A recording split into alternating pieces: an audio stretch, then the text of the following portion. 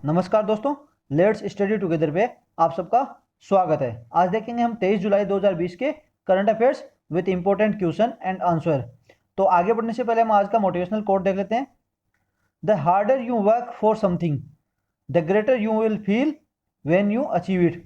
देखो दोस्तों, हम कुछ भी अगर कोई काम करते हैं और हम उसमें अपनी जी जान लगा लेते हैं, कड़ी मेहनत करते हैं, अगर किसी चीज़ को पाने के लिए हम जितनी ज़्यादा मेहनत करते हैं और फिर जब हमारा क्या है, जब हम उस चीज़ को पा लेते हैं ना, तो उतना ही हमें सेटिस्फेक्शन मिलता है। क्यों? मेहनत का क्या फल हमें, एक हमारी लालसा हो जाती है कि कोई भी मेहनत करते हैं ना तो उसका फल हमें मिले। और हम जितनी ज़्यादा कोशिश करते हैं किसी चीज़ के लिए, उसके बाद उस चीज़ को पाने के बाद हमें उतना ही सेटिस्फेक्शन होता है। वो एक तरह का ना हमारा गोल बन जाता है कि इसको किसी ना किसी तरह पाना है। जब तक वो चीज़ हमें मिलती नहीं है ना, तो वो हमें क्या है, डिज़ायर थोड़ी सी कम रहती है, तो सेटिस्फेक्शन कम रहता है। तो दोस्तों, जितने ज़्यादा हम मेहनत करेंगे उस मेहनत का फल ज़रूर मिलता है। तो फिर यही कहूँगा, आज से ही अगर किसी चीज़ का गोल बनाया है तो उसके लिए, उसको पाने के लिए आप मेहनत ज़्यादा शुरू कर दीजिए, ठीक है? फिर उसको पाओगे ना तो आपको फ़ील होगा, यार मैंने मेहनत की थी, मैंने इतनी ज़्यादा ट्राई किया था इस चीज़ को पाने के लिए, और उसके बाद में आपको सैटिस्फैक्शन भी उतना ही ज़्यादा मिलेगा, ठीक है? तो आज चलते हैं, आज की न्यूज़ देखते हैं। आज जन्मदिन है अपने जो क्रांतिकारी नेता थे हमारे चंद्रशेखर आज़ाद। तो 23 जुलाई 1906 का उनका जन्मदिन हुआ था। उनका ओरिजिनल नाम था चंद्रशेखर तिवारी, जो कि महात्मा गांधी जी द्वारा चलाई गई नॉन कॉरपोरेशन मूवमेंट, उसमें उन्होंने बढ़ चढ़ के हिस्सा लिया था, और उसी के बाद में उनको गिरफ्तार कर लिया गया। जब उनको ब्रिटिश इंडिया की जो पुलिस ने गिरफ्तार कर लिया, तो उसी दिन से उन्होंने अपना नाम आज़ाद रख लिया कि मुझे तुम गिरफ्तार कर सकते हो, मेरी बॉडी को गिरफ्तार कर सकते हो, लेकिन मैं मेरे दिमाग से आज़ाद हूँ, और मुझे किसी की जो है ना पाबंदियों में नहीं रहना, मैं आज़ाद हूँ, जन्म से आज़ाद हूँ। तो उन्होंने अपना नाम आज़ाद रख लिया। फिर उनको नाम से चंद्रशेखर तिवारी से नाम हटा के और चंद्रशेखर आज़ाद से सब जानने लगे। वो मेंबर थे हिंदुस्तान रिपब्लिक एसोसिएशन के। तो हिंदुस्तान जो जो राम प्रसाद बिस्मिल जी और उनके द्वारा बनाई गई थी, तो वो उनके मेंबर थे। लेकिन उन्होंने बाद में जो, जब देश में एक सोशलिस्ट आइडिया आने लग गया, जैसे रशिया हो गया, चाइना हो गया, इनसे सोशलिस्ट आइडिया, जब ये रिवॉल्यूशन शुरू हो गई थी ना, तो एक सोशलिस्ट आइडिया फैला था। तो उन्होंने भी क्या है, देश में सोशलिस्ट आइडिया हो गया, तो उन्होंने पूरी रीऑर्गेनाइज कर दी अपने हिंदुस्तान रिपब्लिक एसोसिएशन को। और उन्होंने क्या रीऑर्गेनाइज करके क्या नाम रखा, हिंदुस्तान सोशलिस्ट रिपब्लिक एसोसिएशन। तो आपसे ये क्वेश्चन पूछा जा सकता है, हिंदुस्तान सोशलिस्ट रिपब्लिक एसोसिएशन को रीऑर्गेनाइज किसने किया? हाँ, मैंने भी नीचे यही क्वेश्चन लिख रखा है, ठीक है? तो और 27 फरवरी 1931 को अल्फ्रेड पार्क में जब वो आए थे, जो कि अपने क्रांतिकारी किसी दूसरे क्रांतिकारी से मिलने आए थे ना, तो एक पुलिस को उनकी खबर मिल गई, ठीक है? तो उनका पुलिस के साथ आमने सामने आ गया। जब उनको पुलिस के सामने बहुत से लोगों को जब पुलिस के घायल कर दिया, लेकिन लास्ट में उनके पास एक ही राउंड बचा था। तो जब उन्होंने कहा था कि मैं आज़ाद हूँ, अब किसी पुलिस के हाथ में नहीं आऊँगा, तो उन्होंने क्या, लास्ट गोली अपने आप को खुद को मार ली कि मैं कभी जेल में नहीं जाऊँगा, मैं आज़ाद था, आज़ाद ही रहूँगा। तो जैसे ये जन्मदिन है आज, वैसे कोई इंपॉर्टेंट डे नहीं था, लेकिन एक इंपॉर्टेंट में इनका जब ये हमने जन्मदिन को डिस्कस किया, तो क्या हुआ, कुछ चीज़ें आपके सामने आ गई, नॉन कॉर्पोरेशन मूवमेंट आ गया, फिर हिंदुस्तान सोशलिस्ट रिपब्लिकन एसोसिएशन आ गया। ऐसी चीज़ें क्या आपके सामने आ जा सकती है, हिस्ट्री से आपसे क्वेश्चन पूछा जा सकता है। एंड आज दूसरा जन्मदिन है, उनको भी जन्मदिन की बहुत बहुत बधाई है। एक तरह की हम बधाई कहेंगे ही, क्योंकि वो आज हमारे बीच में नहीं है, लेकिन उनकी जो, उनका काम है और उनका योगदान हमारे साथ बीच में रहेगा ज़िंदगी में। हम कैसे भूल सकते हैं अपने जो क्रांतिकारी हैं, जिन्होंने, जिनकी वजह से आज हमारा देश आज़ाद है, उनको कभी नहीं भूल सकते। वो हमारे बीच में भले ही ना हो, लेकिन उनकी जो, उनका योगदान हमारे बीच में रहेगा, उनकी धारणाएं हमारे बीच में हमेशा रहेंगी। तो दूसरा जन्मदिन है लोकमान्य तिलक का, जो कि 23 जुलाई 1856 में जिनका जन्म हुआ था। और वो एक जो, जो बोलते हैं ना, तीन की जोड़ी होती है, उनमें से थे, उनमें से थे लाल, पाल और बाल। लाला लाजपत राय, बाल गंगाधर तिलक एंड विपिन चंद्र पाल, उनमें से एक ये थे। और इन्हीं को क्या, ब्रिटिश जो कॉलोनियल अथॉरिटीज थी, वो क्या बोलती थी, the father of Indian unrest. कि फादर ऑफ इंडियन अनरेस्ट क्यों बोला जाता था? क्योंकि ये क्या है, मॉडरेट नहीं थे। मतलब ये वो जो होते ना, चापलूसी करने वाले में नहीं थे, ऐसा कर दो वैसा कर दो। ये उग्र स्वभाव के थे कि आज़ादी ऐसे चापलूसी करने से नहीं मिलेगी, हमें लड़के मिलेगी। तो ये क्या है, उनको अनरेस्ट बोल दिया गया, अनरेस्ट के लिए बोल दिया गया फादर ऑफ इंडियन अनरेस्ट। क्योंकि उसने इन्होंने कांग्रेस में भी अनरेस्ट पैदा कर दिया था कि हम कब तक इनकी चापलूसी करते रहेंगे, अंग्रेजों की, हम अंग्रेजों की चापलूसी करते रहेंगे तो आज़ादी नहीं मिलेगी, अब हमें आज़ादी लड़के लेनी है। तो उन्होंने क्या किया, फिर एक मराठा न्यूज़पेपर जो था केसरी, उसको शुरू किया 1881 में। तो ये याद रख लेना, कुछ चीज़ें हैं आज जन्मदिन से उनके बाद में आपको क्या हिस्ट्री निकल के आ गई है कुछ लोगों की। तो ये क्वेश्चन में पूछा जा सकता है, क्रॉनिकल ऑर्डर में मैच करो, ये आ सकता है। तो मराठा न्यूज़पेपर था 1881 में किया था। और इन्होंने क्या किया, ये इन्होंने अपोज किया था, जो मॉडरेट थे ना उनको अपोज कर दिया था। कि मॉडरेट क्या है, कांग्रेस जो अंग्रेज थे उनके उनको बातें बनाते रहते थे कि ऐसा कर दो वैसा कर दो, हमें आज़ादी चाहिए, मतलब बातों बातों में करना चाहते थे। लेकिन इनके बाद उन्होंने क्या अपोज करना शुरू कर दिया कि ऐसे आज़ादी नहीं मिलेगी। और इनके अपोजिशन के बाद ही क्या हुआ, कांग्रेस दो भागों में बट गई, एक तो मॉडरेट हो गई और दूसरी रेडिकल वाली हो गई। तो उसमें क्या था, तो 1900 जो ये 1907 का सूरत सेशन था उसमें कांग्रेस का बाइफरकेशन हो गया। तो क्वेश्चन क्या पूछ सकता है आपसे, द मराठा न्यूज़पेपर स्टार्टेड, कब स्टार्ट, किसने स्टार्ट किया, एक तो ये पूछा जा सकता है। दूसरा आ सकता है कि जो कांग्रेस का बाइफरकेशन हुआ था वो कौन से सेशन में हुआ था, कब हुआ था। ठीक है, तो ये हुआ था 1907 में हुआ था सूरत सेशन में, और बाद में जाके 1916 में वो वापस भी मिल गए। तो ऐसी चीज़ें आप याद रख लेना। नेक्स्ट न्यूज़ है, की notes of PM speech in India Sumit, India idea Sumit, जो एक अभी ये इंडिया आइडिया सुमित हुई है उसमें प्रधानमंत्री जी का जो स्पीच था उसकी की नोट्स है। तो ये सुमित किसके द्वारा ऑर्गेनाइज की गई, यूएस इंडिया बिजनेस काउंसिल, ठीक है, इसके द्वारा ये सुमिट ऑर्गेनाइज की गई थी। और इसका थीम क्या था, बिल्डिंग ए बेटर फ्यूचर। तो ये थीम याद रख लेना, ये इंपॉर्टेंट बन जाती है बहुत ज़्यादा, कि बिल्डिंग ए बेटर फ्यूचर, हमें अभी क्या है, अभी फ्यूचर को अच्छी तरह से बनाना है, अपना फ्यूचर अच्छा बनाना है। और इसकी ये जो यूएस इंडिया बिजनेस काउंसिल थी इसकी 45th एनिवर्सरी थी। तो ऐसी चीज़ें आप याद रख लेना। तो जो की नोट्स है वो क्या क्या है, कि जो हमारे पीएम ऑनरेबल पीएम सर ने ये बोला था कि there is a better time to invest in, अभी क्या है इंडिया में बहुत ज़्यादा आपके लिए बेटर टाइम है इन्वेस्ट में करो, अभी बहुत अच्छा समय है आप कि इंडिया में इन्वेस्ट करो। आपको भी पता है एक डेवलपिंग कंट्री होती है उसमें उसका बहुत पोटेंशियल होता है। एक डेवलप्ड कंट्री होती है उसमें आप ज़्यादा कम इन्वेस्ट कर पाओ, लेकिन एक डेवलपिंग कंट्री होती है ना उसमें बहुत ज़्यादा पोटेंशियल होता है कि अगर डेवलपमेंट का है। तो आप इस समय इंडिया एक डेवलपिंग कंट्री है, बहुत स्पीड से बढ़ रहा है, तो आपके लिए बेटर अपॉर्चुनिटी है। तो इसीलिए उन्होंने क्या किया है कि इन्वेस्ट ज़्यादा हो, इसलिए ना एफडीआई की कैप बहुत जगह क्या है, एफडीआई से ज़्यादा आप इन्वेस्ट कर सकते हो। तो इन्होंने क्या है, डिफेंस सेक्टर में भी 74% तक आपने यहाँ पे एफडीआई कर दिया है। तो जब बाहर की जो कंपनी है वो डिफेंस सेक्टर में इन्वेस्टमेंट कर सकती है। इंश्योरेंस में जो 49% थी उसको बढ़ा के अभी 100% कर दिया है। कि जैसे अभी कोरोना काल भी, कोरोना की बीमारी भी चल गई, तो और तो इसमें भी क्या है, अभी जो कोरोना कवच वगैरह हो गई, ऐसी क्या है इंश्योरेंस के प्रति लोग जागरूक हो रहे हैं। और यही नहीं, प्रधानमंत्री फसल बीमा योजना और ऐसी बहुत सारी योजनाएं अभी चल रही हैं। तो इसी के लिए इंश्योरेंस सेक्टर को भी एक एफडीआई को इन्वॉल्व किया करने के लिए इन्होंने एफडीआई में भी, इंश्योरेंस में भी एफडीआई 100% कर दिया है। तो आप क्या बेटर अपॉर्चुनिटी है इस समय इंडिया में इन्वेस्ट करने के लिए। दूसरी क्या, India is emerging as a land of opportunity, जैसे आपको मैंने बताया कि एक डेवलपिंग कंट्री है तो यहाँ पे अभी बहुत ज़्यादा पोटेंशियल है, तो एक लैंड ऑफ अपॉर्चुनिटी है दूसरी बाहर की कंपनियों के लिए। India US partnership can play important role in helping the world bounce back up faster than after the pandemic. अब इंडिया और यूएसए की जो पार्टनरशिप है वो अभी क्या पूरे वर्ल्ड को, है ना, जो बाउंस बैक हो रहा है अभी, जो पेंडेमिक के कारण, जो पेंडेमिक हो गई तो उससे कारण पूरे देश की जो इकोनॉमी डावाडाल हो गई थी, पूरा देश एक जरा मतलब खड्डे में बैठने लग गया था, पूरा वर्ल्ड सॉरी पूरा वर्ल्ड एक खड्डे में बैठने लगा है। तो अभी इंडिया और यूएस के पार्टनरशिप वो क्या बहुत हद तक ट्रेड के ऊपर डिपेंड करेगी अभी। और जब ट्रेड बढ़ेगा तो एक दूसरे, जब दो देशों का ट्रेड बढ़ता है ना, तो अब इंडिया में अगर इन्वेस्टमेंट होगा तो दूसरे देशों के साथ भी इनका इन्वेस्टमेंट शुरू हो जाएगा।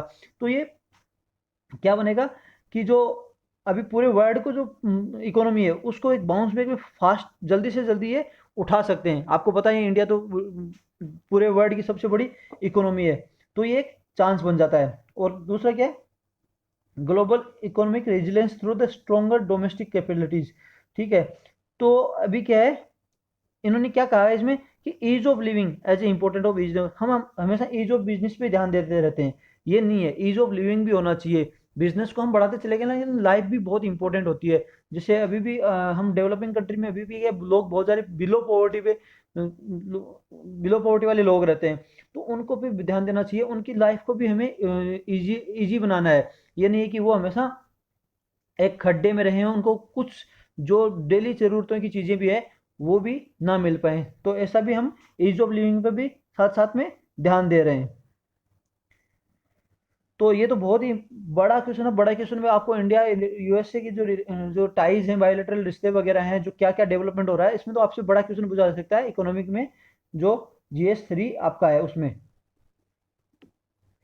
नेक्स्ट है वेरी इंपॉर्टेंट न्यूज़ है, तो छोटा सा है लेकिन एक आपको जानना भी ज़रूरी है, इसलिए जो N95 मार्क है, जो मास्क है, वो जो जिसके साथ ये रिस्पिरेटरी वाल्व है, उसको बोला गया है कि ये कोरोना वायरस को नहीं बचा पाता है। तो ये मिनिस्ट्री ऑफ हेल्थ ने कहा है, तो आप भी ध्यान रखना कि जिसके पास भी ये वाल्व है तो उससे थोड़ा और ज़्यादा दूरी बना के रखिए। उसका रीज़न भी बताऊंगा। तो जहाँ तक हो सके आप जो ये ट्रिपल लेयर का मास्क है कपड़े का बना हुआ, वो यूज़ कीजिए, मिनिस्ट्री ऑफ हेल्थ ने कहा है। अब इससे क्या होता है कि हमें किसी को पहले पता नहीं होता है कि हम कि कोरोना से मतलब ग्रसित हैं कि नहीं है, क्या पता हमारे अंदर तो कोई एंटीबॉडीज पैदा हो चुकी हैं, लेकिन अगर हमारे अंदर वायरस है कुछ भी, तो फिर क्या होता है वो दूसरे को तो फैल सकता है, जो जो इसका जो जो शरीर अगला उसका एंटीबॉडीज इतनी कैपेबल नहीं है वायरस से लड़ने के लिए, तो उसको चांस हो सकता है। अब कैसे हो सकता है, आपने ये मुंह पे मास्क लगा रखा है, किसी ने भी ये मुंह पे मास्क लगा रखा है, तो वो इनलेट नहीं कर पा रहा कोई वायरस, लेकिन ऑलरेडी अगर उसके पास क्या है, वो ऑलरेडी उसके उसके अंदर वायरस है, तो वो क्या करेगा, सांस छोड़ेगा। तो ये क्या वन वे होता है, तो यहाँ से क्या है, जब वो वायरस बाहर निकलेगा, तो आप सोचते हो जो पूरे मुंह की जो हवा है वो कितनी स्पीड से यहाँ बाहर निकलेगी, बहुत ज़्यादा स्पीड से बाहर निकलेगी, और बहुत ज़्यादा स्पीड से निकलेगी तो वो कितनी दूर तक ट्रेवल करेगी। आपको पता है कि किसी स्पीड से हम किसी चीज़ को एक छोटे से छिद्र से निकालते हैं तो वो बहुत दूर तक जाती है। सॉरी, तो याद करना, और जहाँ तक देखना कि इस मास्क को यूज़ कम किया जाए। अगर कोई भी मास्क यूज़ कर रहे हो तो आप उससे ज़्यादा, आप ज़्यादा से ज़्यादा दूरी बना के रखिए। सॉरी, खांसी आई है, कभी ये मत सोच लेना कोरोना है, मे भी हो, एंटीबॉडीज जनरेट हो चुकी हूँ। चलो नेक्स्ट न्यूज़ देखते हैं। इंडिया रिसीव फर्स्ट ये सॉरी ये ट्रंच है, ठीक है, ब्रांच नहीं आएगा, ट्रंच मतलब जो 4,475 का ऑक्सीजन कंसंट्रेशन जो भेज रहा है तेमास्क फाउंडेशन सिंगापुर, उनको 4,475 यूनिट हमने रिसीव कर चुके हैं, ठीक है। तो इस फाउंडेशन ने क्या किया है, लगभग 20,000 हमें ये जो ऑक्सीजन कंसंट्रेशन ये जो यूनिट है वो इंडिया को देगा। तो ये उस समय आया है कि जब हमें बहुत ज़्यादा ज़रूरत थी, ठीक है। इंडिया वैसे भी बहुत चीज़ें बना रहा है, लेकिन इस टाइम पे ये हमारी जनसंख्या वजह से पूरे देश की जनसंख्या बहुत ज़्यादा है, तो इन यूनिट्स की बहुत ज़्यादा ज़रूरत है। अभी भी कोरोना, अभी वैक्सीन भी बनी नहीं है और कोरोना केस भी लगातार बढ़ते जा रहे हैं।